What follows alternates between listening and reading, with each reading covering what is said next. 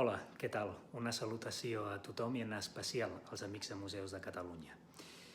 De Picasso i Barcelona se n'ha parlat molt, sobretot arran d'aquesta obra. Es diu Le Demoiselle d'Avignon i en un principi es pensava que feia referència a la regió d'Avignon, a França. És una obra molt important que va marcar un abans i un després en el món de l'art. De fet, va ser el tret de sortida del cubisme. I es va saber que feia referència no pas a Avinyó, sinó al carrer Avinyó de Barcelona, perquè un metge, Jacint Reventós, que era amic d'en Picasso, doncs finalment li va confessar al seu fill que alhora va visitar a Picasso a França. I és el mateix Picasso que li va dir que ell anava amb el seu pare amb aquests prostíbuls del carrer Avinyó. Per tant, aquestes dones farien referència a aquestes professionals del sexe que exercien aquí, a la ciutat de Barcelona. Per cert, si voleu posar-li cara al Jacint Reventós, només heu de fer agafar el metro, la línia verda o la línia 3 i baixar a l'estació de metro de Fontana, al barri de Gràcia. Camineu una miqueta i us situeu davant del cinema Bosque, del grup Balañà. Allà veureu que encara es conserven 4 relleus que representen a 4 personatges. En Pau Gargallo, que és l'autor d'aquesta obra, en Pablo Picasso, el Jacint Reventós, tot i que hi ha alguns historiadors de l'art que parlen que no és el Jacint Reventós, sinó el seu germà, en Ramon Reventós, i un quart, que és l'Isidre Nonell. Una obra que es va fer l'any 1907, curiosament el mateix any que Picasso pintava Les Demoiselles d'Avignon.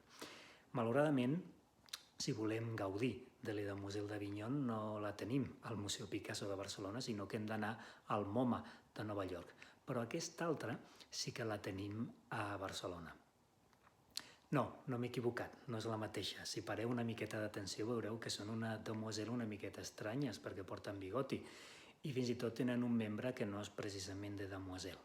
És una obra divertida, irònica, de l'artista també andalús, que es diu Rafael Agredano, i la podeu veure al Poble Espanyol. Dintre del recinte del Poble Espanyol hi ha una fundació d'art que es diu Fran Daurel, que té una col·lecció molt important i crec que força desconeguda, i entre totes aquestes obres hi ha aquesta titulada De Avignon Guys, amb un to, com podeu veure, molt irònic. I és que d'ironia no li en faltava al Pablo Picasso, perquè abans d'acomiadar-me m'agradaria compartir amb vosaltres aquesta anècdota. I és que s'explica que Picasso, quan vivia a Barcelona, va compartir taller amb el mític i malaguanyat Carles Casagemas. Ho feien amb una finca situada a un carrer que es deia Riera de Sant Joan, el número 17. Ja no existeix perquè es va enderrocar arran de la construcció de la Via Laietana.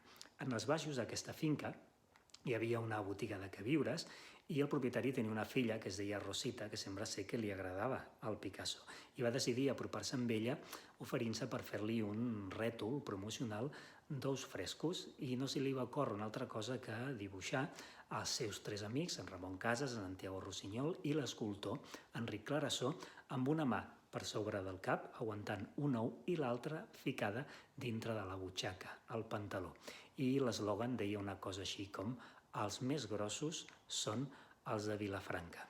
Tota una declaració d'intencions. Bé, en qualsevol cas, moltes gràcies per la vostra atenció i recordo en especial als amics de museus que podeu mirar al nostre web per veure tot el que estem preparant per a la propera temporada.